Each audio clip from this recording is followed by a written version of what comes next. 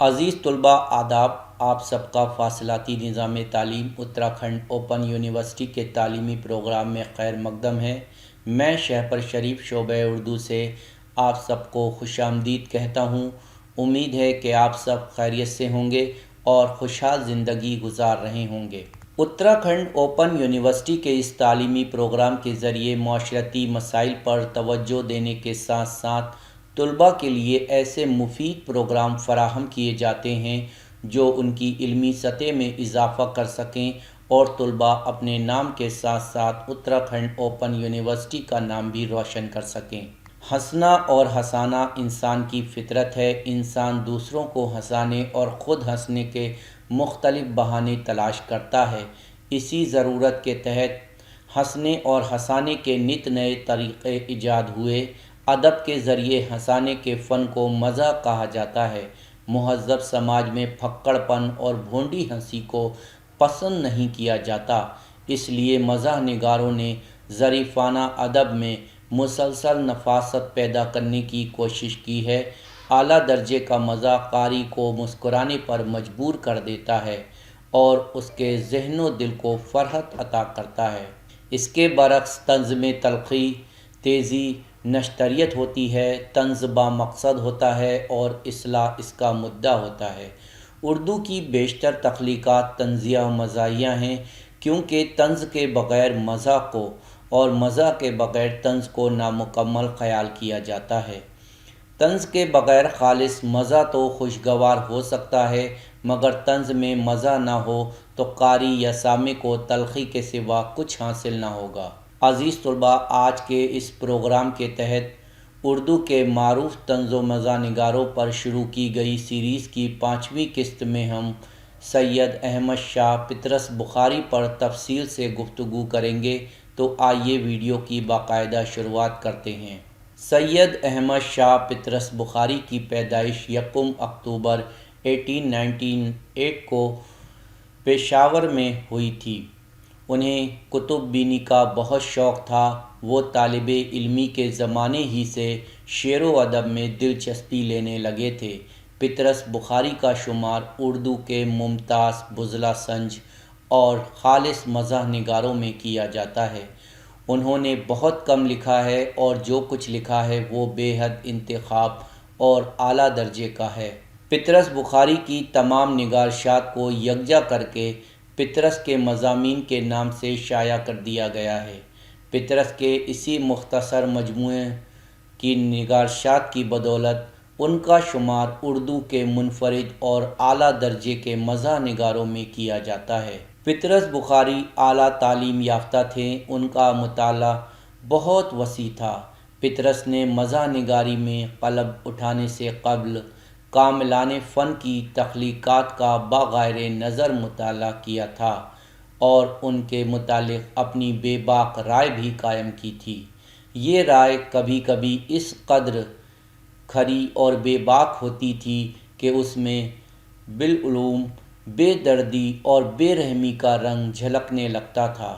نو آموز قلمکار انہیں دیکھ کر اپنی تخلیقات ان سے اس لیے چھپا لیتے تھے کہ کہیں وہ دیکھ نہ لیں اور ان کی خامیوں کو سب کے سامنے اجاگر نہ کر دیں۔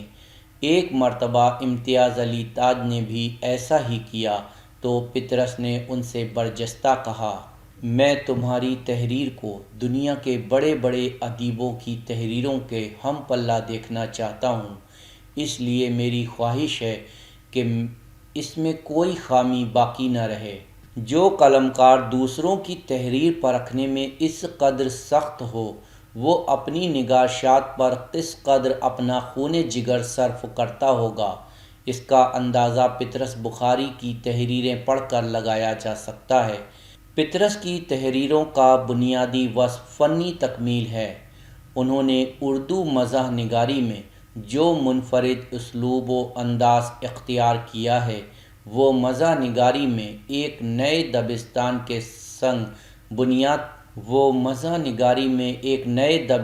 کے سنگ بنیاد کی حیثیت کا حامل ہے۔ پطرس بخاری اور اس کے اسکول کے علمبردار انگریزی زبان و ادب میں مہارت رکھتے تھے۔ پطرس بخاری نے انگریزی ادب کی مزاح نگاری کی طرح خالص مزاح کی بنیاد رکھی۔ یہی وجہ ہے کہ پطرس کے مضامین ہزل، عامیانہ پن اور پھکڑ پن کے عناصر سے پاک و صاف ہیں۔ پطرس نے واقعہ، کردار، موازنہ، مبالغہ، اسٹائل وغیرہ کی مدد سے اپنی مزاح نگاری کو جلا بخشنے کی بھرپور کوشش کی ہے۔ پطرس اپنے قارئین کو کبھی ہنسانے اور قہقہہ لگوانے کی کوشش نہیں کرتے، بلکہ واقعات کے تسلسل اور کرداروں کی حرکات و سکانت کی فطری طور پر اس طرح عکاسی کرتے ہیں کہ خود بخود مزاح کا پہلو نکل آتا ہے۔ پطرس بخاری ایک ماہر نفسیات کی طرح کردار نگاری اور سیرت ترازی میں مہارت رکھتے ہیں۔ ان کے تمام کردار فطری انداز میں متحرک نظر آتے ہیں، مگر انہیں یہ خبر نہیں ہوتی کہ ان کی حرکتوں کا دوسروں پر کیا اثر پڑ رہا ہے، یا دوسرے ان کے اعمال و حرکات سے کس حد تک متاثر ہو رہے ہیں۔ پطرس کے کرداروں کے فطری انداز نے مزاح کو انفرادی اور معیاری رنگ عطا کیا ہے، جس میں ہلکے پھلکے طنز کے ساتھ مزاح میں سنجیدگی کا پہلو بھی نظر آتا ہے۔ پطرس کا لہجہ توازن اور ہمدردی سے مملو ہے۔ ان کے یہاں نشتریت بالکل مفقود ہے۔ پطرس مزاح میں مضمون کی گرفت کے ساتھ اسلوب اور الفاظ کے انتخاب کو خاص اہمیت دیتے ہیں، اور الفاظ کے برمحل استعمال سے زیر لب مزاح پیدا کرنے میں مہارت رکھتے ہیں۔ کتے، میں ایک میاں ہوں، مرحوم کی یاد میں، مرید پور کا پیر، میبل اور میں، سویرے جو کل آنکھ میری کھلی، ان کے کامیاب اور بہترین مزاحیہ مضامین ہیں۔ انہوں نے اپنے ایک مضمون میں ایک میاں ہوں میں مذاق کے لیے خود کو پیش کیا ہے، اور اپنی بے بسی کی عکاسی ایک ایسے واقعے سے کی ہے جو مضحکہ خیز بھی ہے اور غیر متوقع بھی ہے۔ وہ لکھتے ہیں، ہم بھی مزے میں آئے ہوئے تھے، ہم نے کہا تو ہوا کیا، آج ہم ہیں تو کل کسی اور کی باری آ جائے گی۔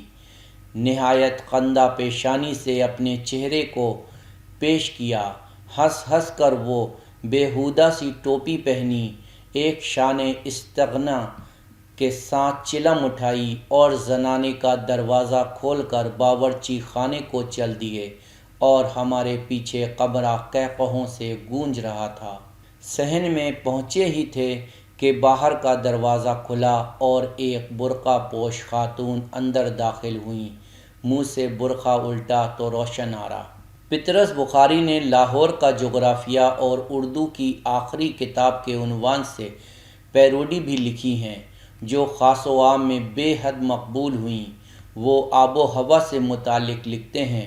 لاہور کی آب و ہوا کے متعلق طرح طرح کی روایات مشہور ہیں، جو تقریباً سب غلط ہیں۔ حقیقت یہ ہے کہ باشندوں نے حال ہی میں یہ خواہش ظاہر کی تھی کہ اور شہروں کی طرح ہمیں بھی کچھ آب و ہوا دی جائے، لیکن بدقسمتی سے کمیٹی کے پاس ہوا کی قلت تھی، اس لیے لوگوں کو ہدایت کی گئی کہ مفاد عامہ کے پیش نظر اہل شہر ہوا کا بیجا استعمال نہ کریں، بلکہ جہاں تک ہو سکے کفایت شعاری سے کام لیں۔ چنانچہ لاہور میں عام ضروریات کے لیے ہوا کے بجائے گرد اور خاص حالات میں دھواں استعمال کیا جاتا ہے۔ کمیٹی نے جا بجا دھوئیں اور گرد کے مہیا کرنے کے لیے لاکھوں مرکز کھول دیے ہیں۔